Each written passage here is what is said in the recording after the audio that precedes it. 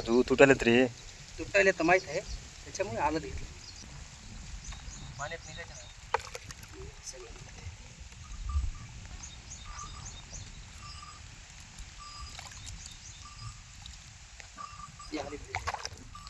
हे हळदीचं खोंब आहे आणि याला केसाळचं प्रमाण, जे पांढऱ्या शुभ्र मुळ्या आणि केसाळचं प्रमाण, हे आपण जे एस टी वापरलेलं आहे, हे जे एस टीचा वापर केलेला आहे, तर काय वाटतं नेमका? चांगली आहे मुळे आहे, एकदम जबरदस्त. एकदम जबरदस्त आहे. हा पुन्हा खोंब पण टाईट निघाला, टाईट निघाली, मोठ पण टाईट निघाला. टाईट निघाली. तर आज दिनांक आहे 10/7/2026.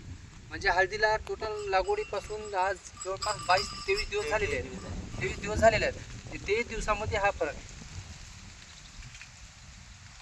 आमची हळद जवळपास 50% निघाली आणि तुमची हळद ही जवळपास 100% निघाली.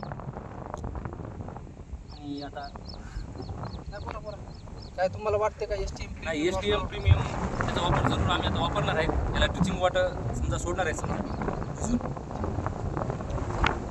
तर जवळपास 50% तुमचा हां 50% आलेला आहे.